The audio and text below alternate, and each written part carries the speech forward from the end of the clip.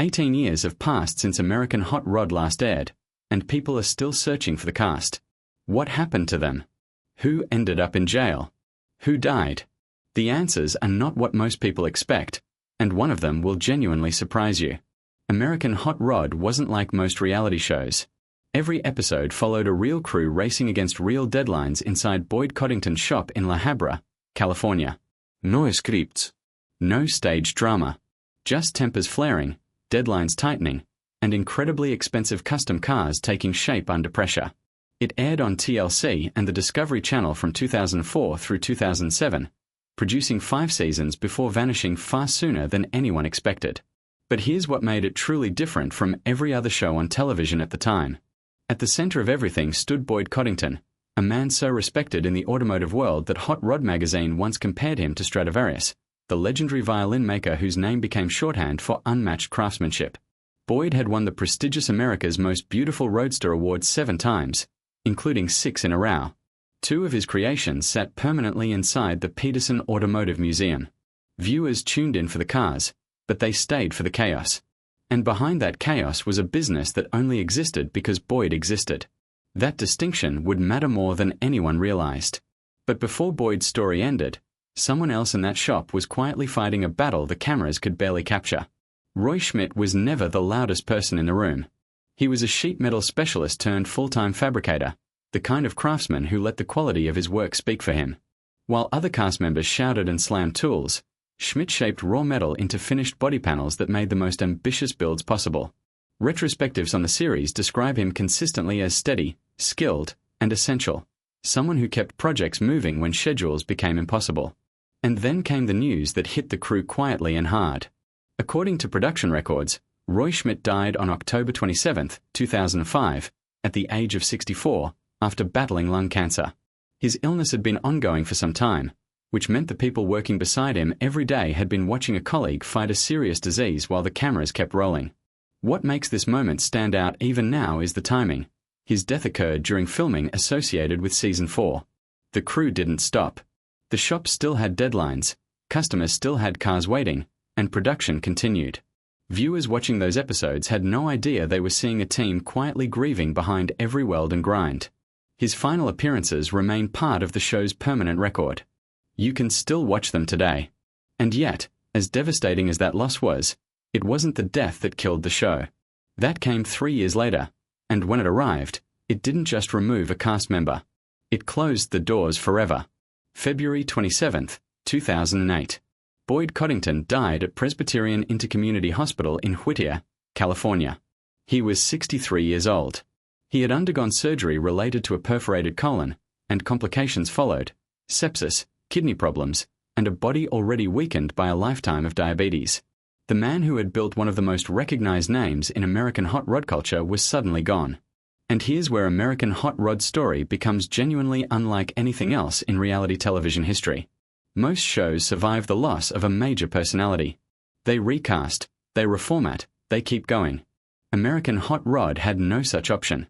Every customer relationship, every signature build, every reason anyone walked through those shop doors, all of it traced back directly to Boyd. Without him, there was no business. Without the business, there was no show. The closure became official on June 20, 2008, just months after his death. Not cancelled. Not replaced. Simply ended, because the man at the center of it all was gone. So what happened to the people who survived? What did the rest of the cast do? And which one ended up with a legal problem that still gets misunderstood online? Dwayne Meyer was the shop foreman for all 5 seasons, the steadying force behind some of the show's most memorable builds. His history with Boyd stretched back to 1985, a relationship that ran on a cycle of loyalty, firings, frustration, and return, a pattern that defined much of his career. After the show ended, he opened American Hot Rods Incorporated in Anaheim, California, keeping custom work alive under his own name. His post-television life wasn't smooth. In 2016, he was involved in a drunk driving incident, a serious mistake, but one that never led to jail time. 3 years later, in 2019, he underwent brain surgery following an accident, another difficult chapter in a life that had never been short of turbulence. By 2021, he was quietly considering a move back to Wisconsin to slow down and be closer to family. That drunk driving incident is why the phrase "in jail" keeps appearing in searches about the American Hot Rod cast. But the reality is simpler than the rumors. No cast member from this show ever ended up behind bars. The departures that actually defined the show's turbulent run weren't arrests or court appearances. They were firings, rivalry, and loyalty breaking under pressure. Charlie Hutton, the painter and body shop supervisor for seasons 1 and 2, walked off the show mid-build during the famous 42 Woody episode. He wasn't fired. He left on his own terms and went on to found Charlie Hutton's color studio in Nampa, Idaho, where he later contributed to Ridler award-winning builds and develop his own PPG color collection. What looks like a dramatic exit on screen was actually the beginning of a stronger independent career. Mike Curtis, the machine shop supervisor, had a different kind of exit. He was fired during season 2 after it was discovered he had been quietly doing work on the side for Chip Foose, the man who had once been Boyd Coddington's business partner before one of the automotive industry's most personal and lasting feuds tore them apart. In that context, Mike's side work wasn't just a policy violation. It landed right in the middle of a rivalry that ran deeper than television ever showed. His time in the shop ended immediately. Neither Charlie nor Mike faced anything resembling criminal consequences. Both stayed active in the automotive world. Both kept building things. And that, ultimately, is the shape of what happened to this cast. Not arrests, not courtrooms, but careers scattering in different directions after the lights went off. Dan Chicago Sobieski opened his own fabrication shop and kept working quietly outside the spotlight. Chris Coddington, who appeared across all 5 seasons, stayed connected to the family legacy through wheel sales.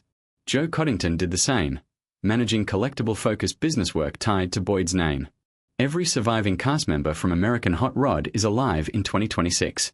Only 2 names from the entire show's history ended in death: Roy Schmidt in 2005, during filming, and Boyd Coddington in 2008, the death that took the whole enterprise with him.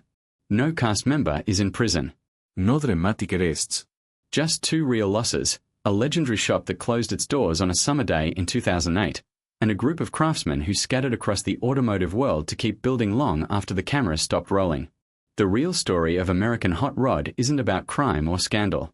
It's about what happens when a show is so completely built around one man that the day he dies, the show dies with him, and everyone else has to figure out what to build next.